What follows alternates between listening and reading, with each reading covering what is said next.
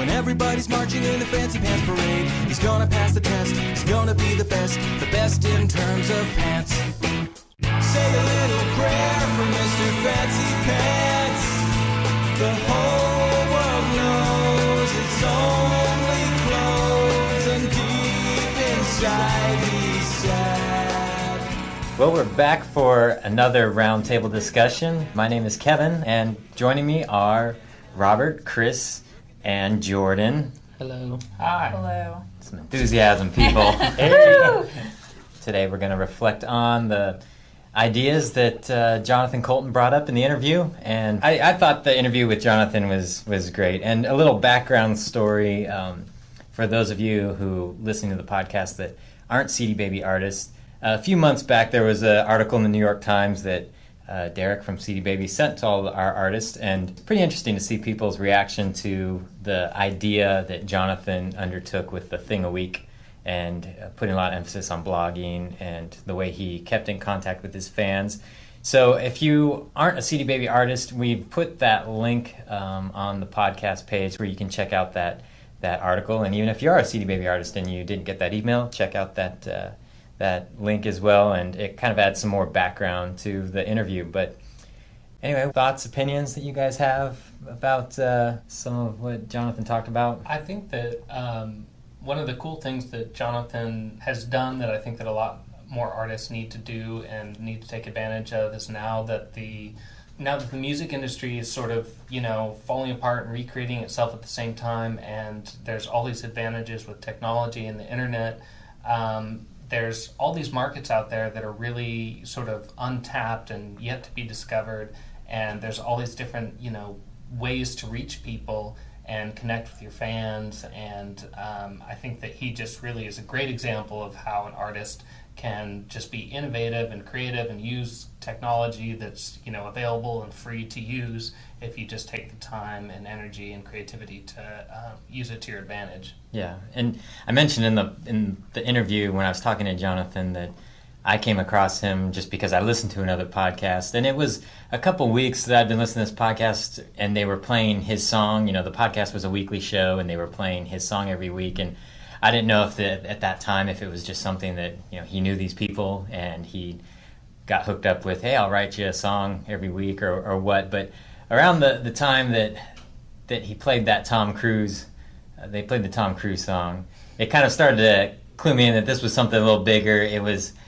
very timely because obviously Tom Cruise was in the news. You couldn't get away from Tom Cruise, and the song was just kind of a real funny, capturing the moment of current events. Are we going to have a little clip of that for our audience? By this point in the podcast, they'll have already heard it. I think that song's very funny, but I think I might come across as the old world cynic in this podcast. But feel free, Chris. Feel free. I mean, he's very talented at what he does, but my problem with it is that it just seems like today's music world is so oversaturated that it's never been more important to just take your time and release really quality stuff that you've really meticulously crafted, and making sort of disposable weekly entries into the already oversaturated world is not, I don't know. Yeah, that's a good point. I mean, I think one of the neatest things that he's done is really created this amazing way to communicate with his fan base. Songs about pop culture are disposable by nature, and I'm sure he's aware. I mean, anytime you take a week, probably rather than a month or a year to create something, there's something maybe a little more disposable about it. Yeah. The Tom Cruise song won't stand the test of time. Yeah, exactly. But I mean, it's I don't want to fault the guy. It definitely is a success story and was great at promoting him, and he's obviously very talented. But I was reading an interview with Paul Simon today where he talks about 5 years between albums. I mean, that's like 2 songs a year, and he waits and he crafts and he rewrites and it's building up anticipation with his fans. They can't wait to Right. the next album. On the flip side of that, I must say that one thing Jonathan talked about was, he's actually moved away from probably doing the album format ever again, in the sense like what you're talking about, where he crafts an album together. And to me, it kind of brought back days of the old music industry when they only released singles and a couple songs, but they did it more frequently. And to me, I kind of like that idea to some point. The reason being is that, like all the superstar artists that I like, they're on like a 4-year or 5-year album cycle. Well, I got the latest U2 album, and, I thought it was all right. Didn't do much for me. I only listened to it a couple times and don't really care to listen to it that much. And it's like, it'll be another 4-5 years before those guys that I think are very influential in music and very talented in songwriting write another album. And it makes it hard, I think, now with so much media hitting us all the time to really keep your attention on those artists when you only make an appearance every 4 or 5 years. And another thing to consider is that the market is oversaturated by albums. And to take, even if you're taking 5 years to make a perfect album, there's still, the glut is in the albums. There isn't a glut of Jonathan Coultans out there doing what he does. He's actually sort of cornered a market. And I feel like it's just simply a different art form. It's not like an album that's going to, these collections are not necessarily going to stand the test of time, but what he's done is he's sort of discovered something that, you take a book of literature and you take a comic strip that comes out every week, and I think there's high art in both forms, but a serial comic strip that comes out every week serves maybe 3 minutes tops of enjoyment, and people look forward to that little bit of pleasure that they get out of reading that comic strip, but they don't expect to go back to that comic strip over and over and over again. Yeah, Right. and I think that's a good example, and I think there's room for all of it. If this article and people's responses to this article is posted at cdbaby.org, and you'll see, if you go there and check it out, just search Jonathan Coultan and you'll find that article and all the posts about it. And there's such a wide range of responses to it, and it's pretty interesting to see people's reaction. And my take is that there's room for both. I hope that artists do have the opinion, like you, Chris, that they want to craft albums and take the time. But I really like the idea of what Jonathan's doing too, because I think sometimes music's just about entertainment. And, I remember when I heard that podcast with Jonathan on it for the first time, I was actually going into a restaurant to meet somebody, but I sat in the car to hear the end of the song because I was cracking up so hard. And he had my attention. It wasn't just something that was background music and that it was like, oh, well, I'm at my destination, I'm done. It was just like, I had to wait and hear the end. And sometimes music's just about entertainment. And I think what works for him, beyond just, with the thing a week idea where he's writing a song or just recording a song every week, was that he got to a point where he had to start grabbing ideas from current events. And the other song I asked him about in the interview was I'm Your Moon.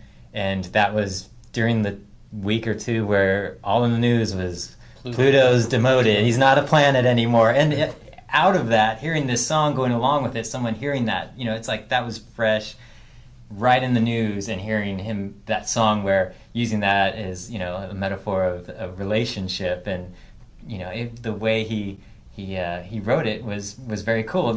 Even that song itself, me hearing it now, and even at that time, I thought, if I was going to make this on a record, I would have actually cut one of the verses, because there's like 4 verses or whatever. I would have done some things different, but, for what it was at that time, it hit perfectly. Yeah. I almost wonder if music that does, I don't mean to knock Jonathan Coultan. He's obviously a very talented songwriter, but since it is time-based, since it is, only relevant for a certain amount of time, I wonder if the disposable nature of the music isn't a reaction to the glut on the market. Whereas people are all trying to create these masterpieces or things that are going to stay around for a long time.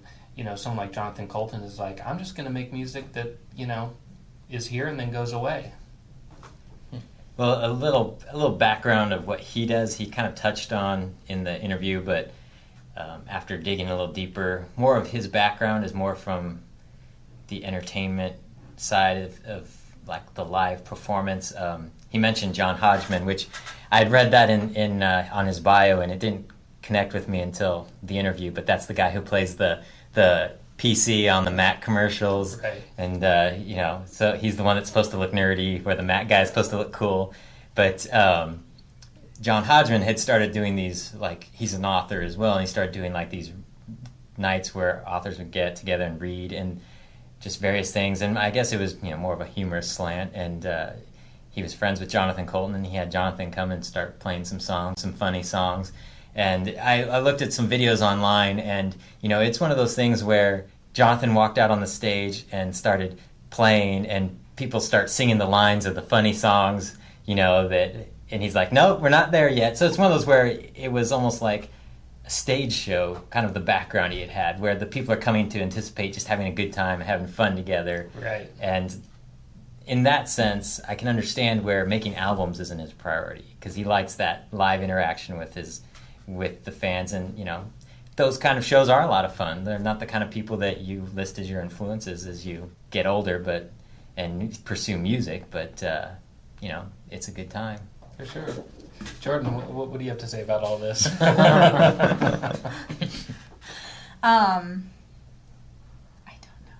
don't know. Nothing. One thing to say about his attitude about it, he's obviously, I guess it was somewhat of a grueling experience, but he seemed to have a great time with it, at least maybe for the first half of the year. But he did recognize that there was cheap joke elements to it. It was a bit of a stunt. And I totally stand behind the creative exercise of having to sit down and write something every week. I just, as a listener, I don't know if I'm moved by it in any way, and as a worthwhile artistic experience. I don't know, that's being the purist or the snob in me, but That's kind of the idea behind any sort of, like, niche market, is that you're not going to please everybody.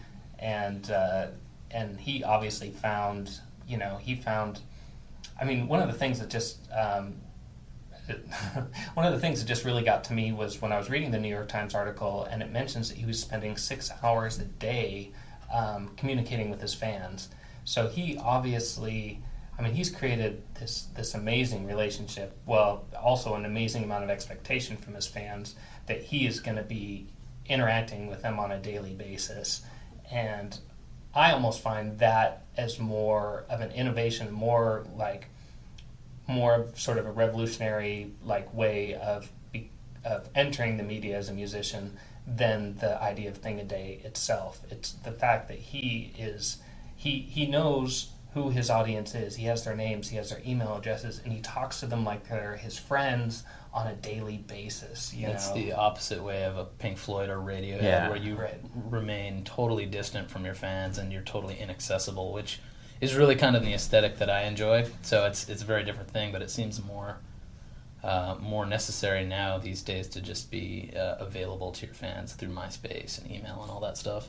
I think that's what sets him apart from Pink Floyd, and what a lot of most people are doing is that he is 6 hours a day interacting. He said in the New York Times interview that he answers every single email that he gets, even if it's just a quick thank you. Yeah. And I admire his work ethic for sure. It's some of the reactions we got when we sent out that New York Times article to everyone was, does this mean I got a blog? Does this mean I have to do this? I don't want to spend all this time doing that. I want to work on music. And that's one of those things you don't have to. That's just, he found a way to connect with his fans. I think there's a special personality. There's some artists where that's, and after talking to him, I think he's one of those, he's just a super likable guy.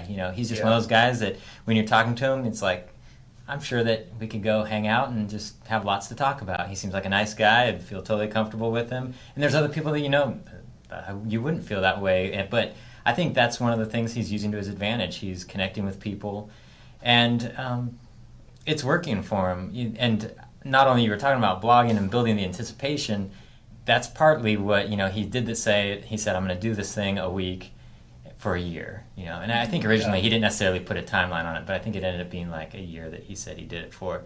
And people were coming to his website, and people were expecting it, and you start feeling, I can't let these people down. And that's where he's saying, I started to see a change in the writing where it's like, I've got nothing, all these people are going to send a hate mail, but it's one of those things where that's a good problem to have. You've got anticipation. I know podcasts that I listen to that are supposed to be weekly, when they don't do a podcast, I'm like, what is wrong with these people? Don't they know? I'm waiting to listen. I listen to it every Sunday morning. That's right. You ruined my routine. We won't do that, we promise. Well, I should promise. I have a friend whose name is Jonathan, too, that actually does the same kind of thing. He might have actually gotten the idea from Jonathan Coulton, but he does a song a week. He posts it on his website. He puts it up Monday morning for people that are just arriving at work to listen to. But sometimes he'll miss a week, and then he'll do 2 the next week. But I know he puts a ton of pressure on himself. And yeah, and it's tough. I mean, everyone who's worked on writing songs, sometimes you just have tons of ideas, and you're like, oh my gosh, they're just coming. And then other times you feel like, I'll never write a song again. But you're putting that deadline on yourself. And I think that, if you can handle it, it's kind of a cool exercise, because, he started to notice things, and I'm sure he grew in his songwriting and got out of his normal routine of tricks that you pull out of the songwriting bag, the song a week idea. I mean, again, I wouldn't necessarily recommend for artists to try that exact same thing, but you can. You can post music to your blog. You can start a blog. I mean, I'll put some links on the website so that if you don't know what a blog is, or you want to know more about how to set up a blog, it's free. There's lots of companies that will do it. You can post your music and get feedback, become a part of the blogging community. And you don't necessarily have to put a song on there every week. You can put it on once a month, or, you post a whole album up there. But it is a really cool way to network with your fans, and you don't have to do it. You have to do it every day or every week. And for touring, sorry, Kevin, he talked in the New York Times article.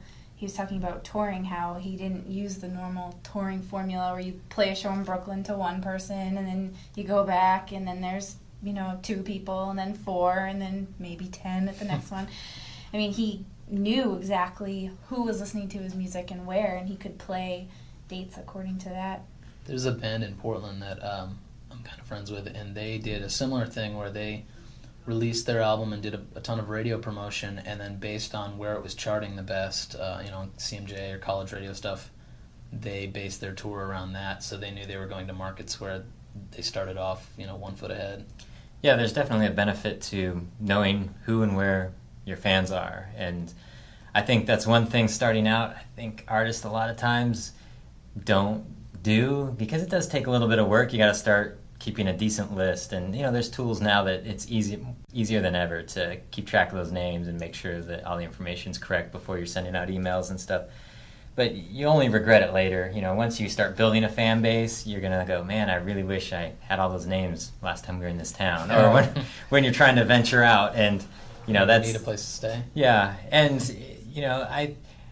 I think going one touch on the blogging one more time, then there's some other stuff we can talk about and move on to. But I think more than ever, there's so much glut out there that we've mentioned that people just want a face with the glut, Yeah. And that's, I think, partly sets people apart. There's tons of stuff. I can go on MySpace and hear a bazillion bands that I think are great, but people, I think, are starting to really desire that human interaction that they don't get anymore with the artist, and it's getting harder to have in a real way. And when someone, he mentions they feel like they're a part of the story, and that kind of moves into what one of the specific ideas that Jonathan said he did was he had a song and he had a contest on his website to see whose guitar solo are we going to use, and he had people submit guitar solos, or not just guitar solos, just instrumental solos, and he said that someone did a cello solo, and just everybody who went to his page got to vote for, and whatever the group of people decided, that's what it was. And it was really more of a community event. And it wasn't just about him, it was everyone got to participate, and then everyone becomes fans of his and supporters of the Thing a Week idea. They're cheering him on. They're like, go for it, we're here to support you. And it feels more like just everybody's in it together. We're all doing this. Right. And they promote him. They're his promotion department, basically.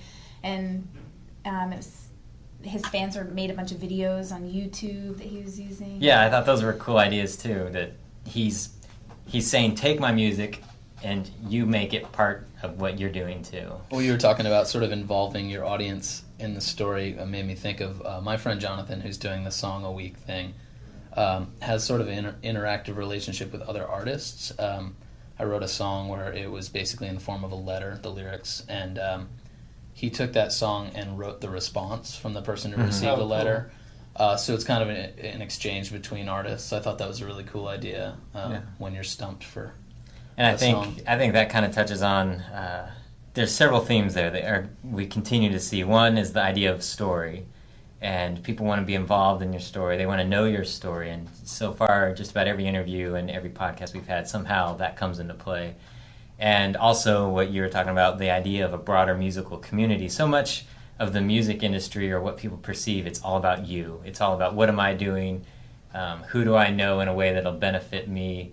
Instead of just let's make this a musical relationship amongst the community of musicians in Portland. You know, a broader experience than just it's about me and what I can do to advance my career, but we're all musicians. Let's build and work together. And I mean, one of the things that the music industry has done is create a formula.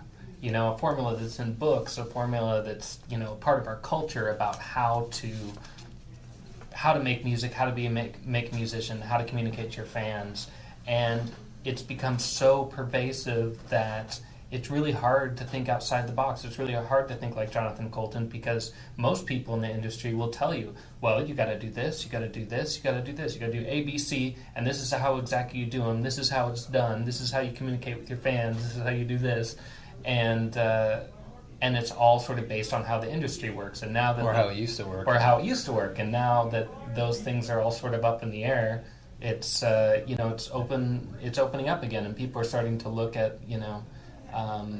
new ways, connecting with technology, as well as sort of maybe old ways that music was, maybe communicated in the past before there was these big music industries, in a more communal form. I think a lot of it is trying to stand out too, because there is that formula. Everyone's following that formula, so no one's standing out, and there's all these bands all doing the same thing, and they're all the same. And the MySpace bands. Yeah, and how do you stand out? How do you make people notice you over the 10 million other bands that are out there? And Jonathan, for him, it was this, blogging every day, talking to his fans directly, making them a part of it with the guitar solo and the videos, and that's how he stood out. And with Jonathan, I think it even goes deeper than that. He has the computer programmer background. He even mentions that most of the music that he's writing, it's a lot of geeks who are listening and stuff. Right. So in one of his, he's had a couple songs that have hit really big, and one of them is a song called Code Monkey, and it's just all about computer programmers who are just, they're called code monkeys, that they just do what other people tell them. They're not being creative. They're just writing code so websites or whatever will work. And that was a big song for him. And so he's not only, he really knows who he is as an artist and who his audience is, and caters to that. And I think that's something that the MySpace bands don't know. They just know what they see on TV and how to mimic that. Right. They may be good. They may be good songs, and it's a shame that you hear so many songs that sound like they came out of a factory as far as the way they were recorded and produced and all that. But there's people out there who are just honing in. He's not trying to be a superstar, and he's making probably more money than a lot of people that have the perception of being superstars. Right. And he's just doing it himself. So. Yeah, and he, I suppose this has come up on every podcast we've done, but he gave his music away, or at least a portion of it. And that quote that he said that this obscurity is a worse enemy than piracy, that's a quote that I've heard myself say, every week with people that are calling CD Baby. Yeah, and that kind of transitions into, I had a list of some of the negative reaction to that New York Times article that we sent out, and that was a big thing. Like, people were saying that, we've created this culture of free music, and now nobody respects art anymore. Nobody values it anymore. People should buy it. I think I said that.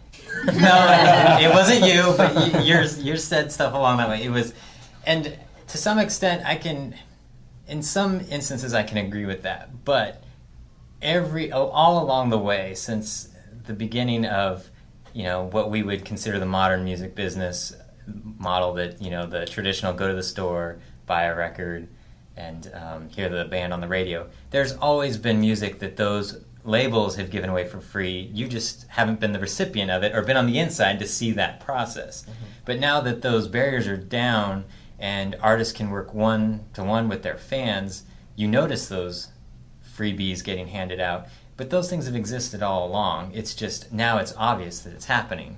And that's how it always is. When you go to the supermarket and there's a new product, they're giving you free samples of it. That's how they get people to buy it and how they get it stand out. And it's every business understands that. It's just with art, we feel very protective as artists.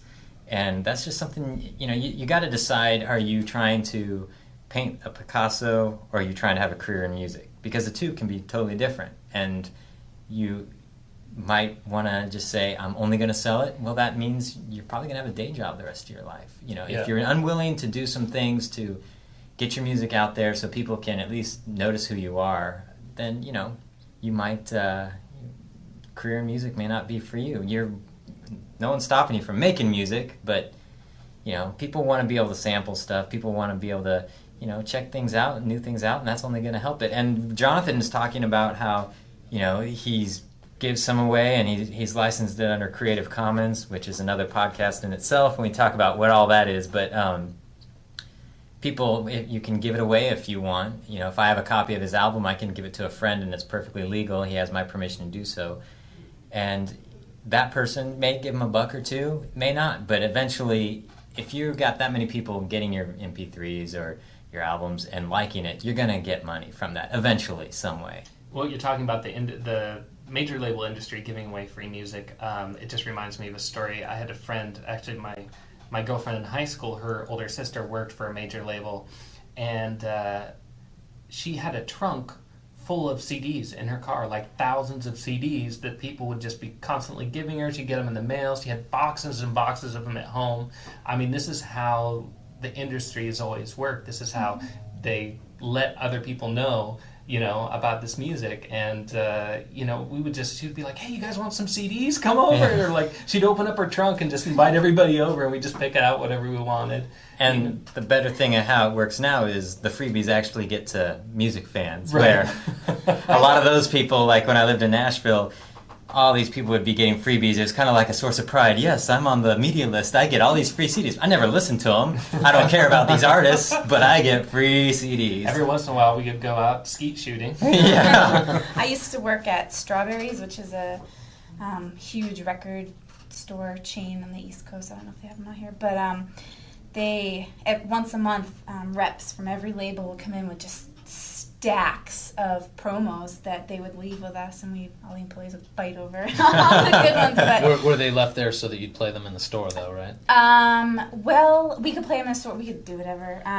They can give them. I worked at Tower Records for a while, and with every shipment from like major label stuff, they'd throw in stuff for the employees and stuff. So I mean, they want you to go home with it, listen to the CD, know the CD, so that when someone walks into the store and says, "Do you like this album?" or "Do you know anything that's good rock or indie or country?" you can be like, "Yeah, I got this great new album the other day for free." You have to pay for it. $15.99, sucker. I think one thing to keep in mind that Jonathan did, and hopefully he's said he would write us a kind of a little how-to of putting together your own download store on your website. He's got all his bases covered. He's got some free songs that he's given away on his website. He's got his own download store on his website that has everything. Real easy to use. It's simple to use. Listen to songs, then purchase them. And he's got CDs at CD Baby. He's got music at iTunes for sale. He's got all his bases covered. So I think in that situation where you're giving a certain amount away free, people are still going to go to iTunes and buy it. He still sells plenty at CD Baby, and he still sells a ton through his own website. Yeah. And I think that just is a testament to what giving away some free music will do when you're generating some excitement about what you're doing. I think there's some good ways to give away music, and there's bad ways. And taking a box of CDs and just sitting them on the corner saying free CDs, that's not target marketing. That's those aren't going to get in the hands of the people you want to have it in order to spread word, get a buzz going about what you're doing. Exactly. And that's why that one-to-one fan base interaction that Jonathan has is so great, because he knows exactly who should be getting his attention and his free single or whatever, because he knows that they're going to come back and buy the album or pay for a ticket to his show.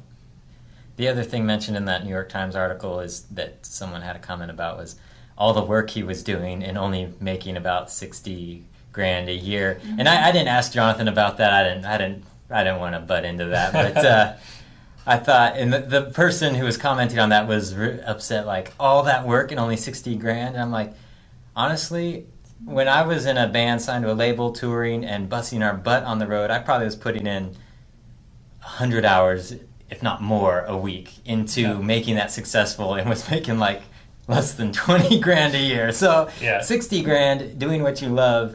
I mean, you got to put it in perspective. Most people are at a day job. That's 40 hours a week. Probably not your most favorite thing to do, or you would just prefer to be making money doing music. Well, it's going to take work. It's people who are signed on labels and are successful on labels aren't generally making as much money as the media likes to portray it as, or only the upper echelon of superstars.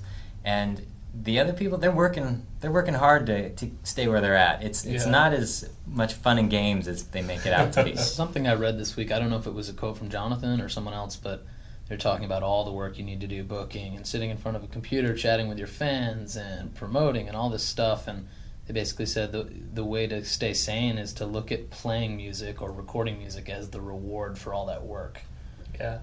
And enjoy it when you get it, because the rest of the time is hard labor. Yeah, and when I was on the road, that's how I had to look at it. I mean, it was like, when you're driving the bus at 3 a.m. trying to not fall asleep behind the wheel and kill everybody, you got to think, why am I doing this again? This is crazy, I've been up since 5 a.m. and now I'm, been going to interviews and doing all sorts of stuff, meeting fans all day.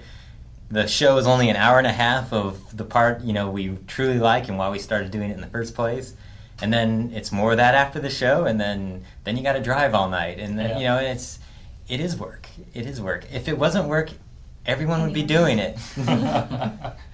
So everyone does it now without the work, which is hopefully going to change soon. But Yeah, I see. That's the cynic in me again. Yeah. Well, I mean, there are a lot of otters out there that they would rather believe in the magic lottery ticket of success, and whether. I don't know. They're probably not the ones listening to this podcast. So. True enough. I'm sure there's no American Idol contestants listening. Exactly. But it happened to me. Yeah. There's no Lisa Lapine episode 2.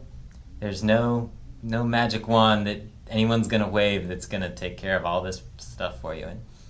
And the more you talk to artists, I think that's what's refreshing about hearing people's stories like Jonathan and just Dan Zanes and some of the other artists we've already interviewed that haven't aired on the podcast yet.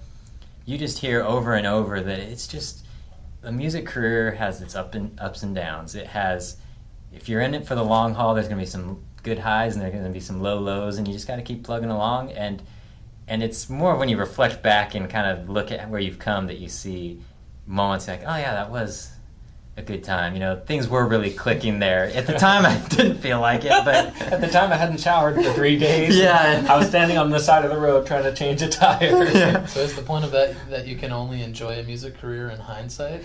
No, I don't know. No, but sometimes it's hard because it's not an instant thing. It's not Monday I'm going to start playing music, and by the weekend it's just going to be just all up. It's a long process, and it's something that.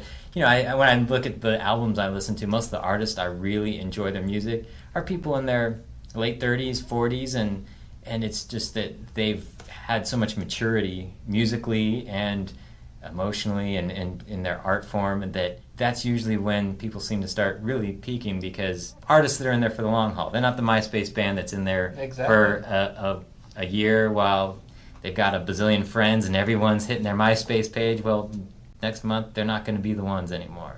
But the people that are in there for the long haul, they're going to start to see those fruits that happen more and more. So, Speaking of which, I think Hanson just came out with a new album. another artist in there for the long haul. And Silverchair apparently has a great album. I haven't heard it, but Right. Well, Jordan doesn't know about that I'm a one. big fan. I'm not gonna lie. I'm not gonna lie. You know, it's sad. Well, the year we went to the Grammys, Hanson was one of the bands that played. It was awesome. he said that on air. They invented a reason, and that's why it stings. They don't think you matter because you don't have pretty rings. Well, that's going to do it for this edition of the CD Baby DIY Music Podcast. Before we officially sign off, I just wanted to let you know of a couple things. Throughout the podcast, we mentioned a New York Times article that was written about Jonathan and his whole Thing a Week endeavor. You can find a link to that article on the CD Baby Podcast website. It's just cdbabypodcast.com. And just go to the show notes for this episode, which is episode 7, and you'll find the link there. There's some interesting details that we just didn't have time to cover in the interview with Jonathan, and so it adds to the story, and you'll probably find it interesting. Also, we've had a lot of new listeners just finding the podcast, and for you, I wanted to say welcome, but also I wanted to let you know that you should definitely check out some of the older episodes, especially episodes 1 through 4.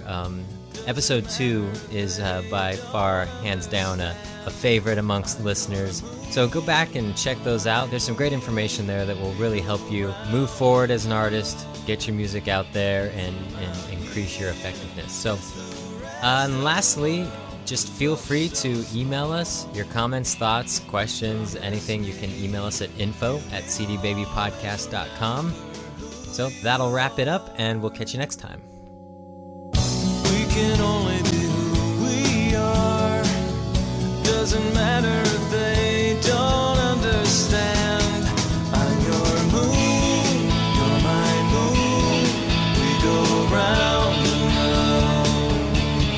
From out here, it's the rest of the world that looks so small. Promise me you will always remember who you are. You've been listening to the CD Baby DIY Music Podcast, broadcasting from Portland, Oregon, USA.